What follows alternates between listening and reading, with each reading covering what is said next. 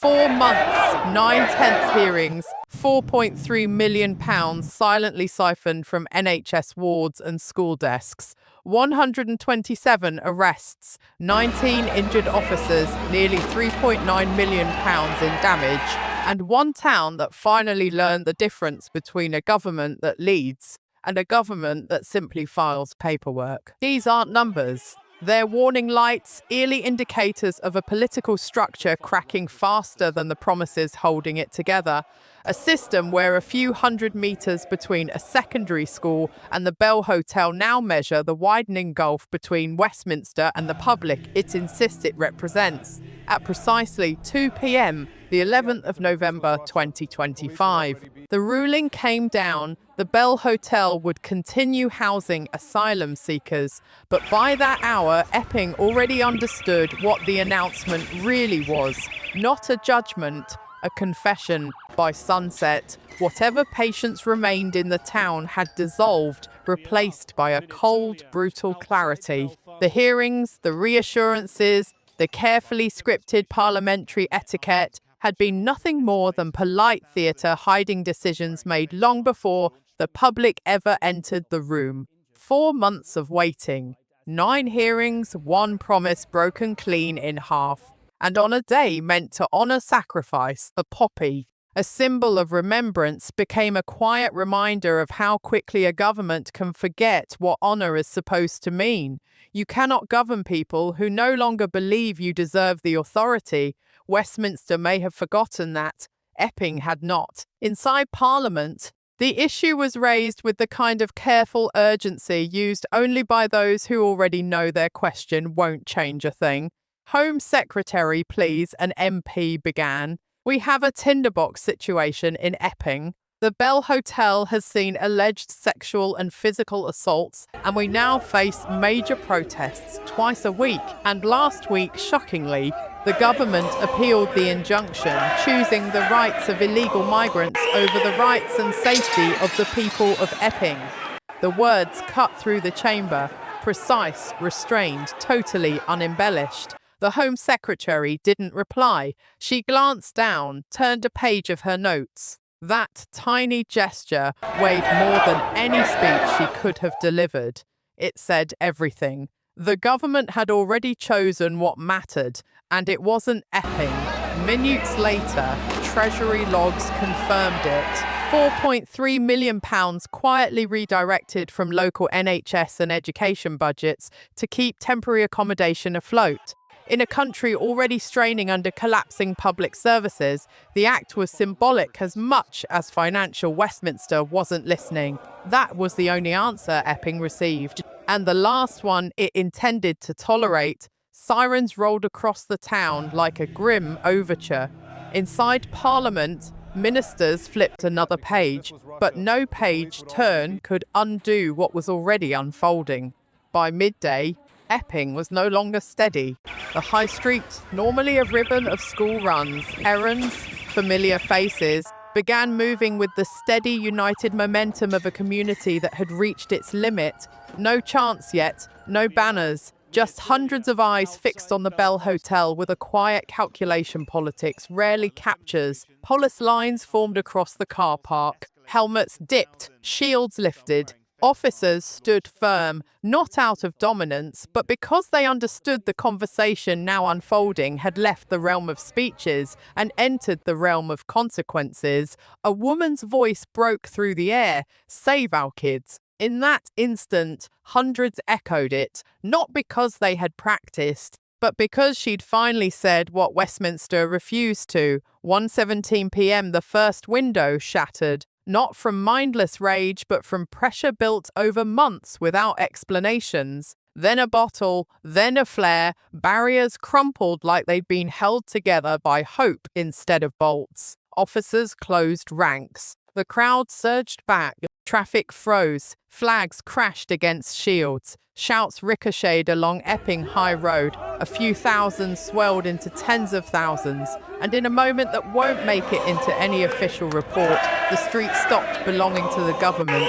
It belonged to the people who lived there. Reinforcements raced in from Chelmsford. Smoke grenades hissed at the junction. Drone footage captured the precise instant police formations buckled, not because discipline failed, but because discipline alone cannot contain grievances stacked for months. By 10 p.m., dispersal orders, loudspeakers, dozens detained, officers injured.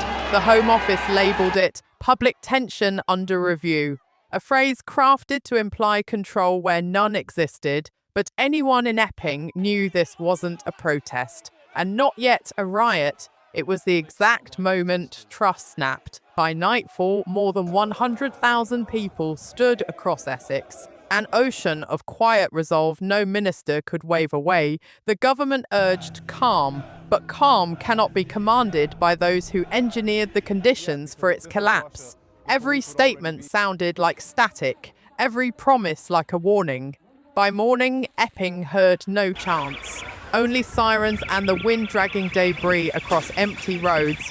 4 schools shut, 2 hospitals running below half capacity, order restored in appearance, not in spirit. Officials confirmed 27 arrests, 19 injured officers, and £3.88 million in damage across Epping and Chelmsford.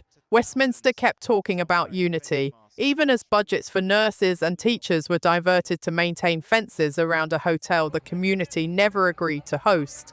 Temporary accommodation became the slogan plastered over broken glass. No chants now, no clashes, just faces that no longer believed a single word from the podium. Governments can deploy force, but legitimacy is not stored in police vans. Respect is earned, not demanded. Authority becomes background noise once its moral frequency drops below what the public can hear. Morning broke. Downing Street issued a statement so empty it felt pre-written for failure. Order has been restored. But in Epping, the only thing restored was disbelief. Councils demanded an inquiry, real dates, real explanations. Not the polished non-answers Westminster is infamous for. The Home Office replied with bureaucratic neatness, we acted within the law. Laws written without listening do not deliver justice. They deliver distance. Police unions accused ministers of strategic neglect. MPs blamed misinformation. The footage didn't. The footage showed smoke, fear, and a community reaching its threshold. Then, by early afternoon, something deeper surfaced. A memo marked sensitive, civil unrest response. One line mattered more than the rest. Prioritize control optics over narrative drift. In that sentence, the crystallized. Cameras mattered more than citizens, appearances more than outcomes. Networks replayed the same 12 seconds, cropped, blurred, repackaged into manufactured reassurance. Epping had asked for accountability. Westminster delivered a presentation deck. No responsibility taken, no timeline for action. Just phrases that die the second they touch real life. Lessons learned. Cross-department coordination. Community resilience. Silence is never neutral. It always belongs to power. Within Whitehall, panic turned into paperwork. The Prime Minister demanded reports. Departments swapped blame. Home Office blamed regional enforcement. Treasury blamed local governance. Justice blamed operational capacity. No one blamed themselves. At 11:40 a.m., a classified file leaked containment metrics for Epping expected turnout, police posture, communication strategy, and the chilling line, acceptable public damage under £5 million. Citizens reduced to variables. Trust treated as disposable. Emails followed. Public reaction is emotional. Emotion is manageable with message discipline. Do not concede policy failure. By afternoon, the crisis inside government had shifted from Epping to the hunt for the leaker. Staff badges disabled. Legal threats drafted. The building folded inward while the country looked outward. That night, an official statement appeared. We condemn unauthorized disclosures, not the content of the leak, just the leak itself. Power fears sunlight more than crowds. Crowds disperse. Sunlight doesn't. By morning, clips vanished under copyright claims. Accounts sharing footage disappeared under national cohesion. Journalists posted blank placards in protest, silent. Sharp until those posts vanished too. Algorithms shifted, community safety replaced Epping protests. Modern censorship doesn't shout, it tidies until truth falls out of view. 2 days later, candles turned into crowds across Colchester, Basildon, Southend, vigils first, barricades after government briefings blamed misinformation, locals blamed abandonment. Edinburgh and Cardiff demanded control. Belfast said, "We warned you." The union felt fragile, not on the map, but in the memory of people watching the centre fail to understand the edges. Tourism dropped 14%, bookings evaporated. The pound dipped for reasons economists cannot chart. Because what failed in Epping wasn't policing, it was consent.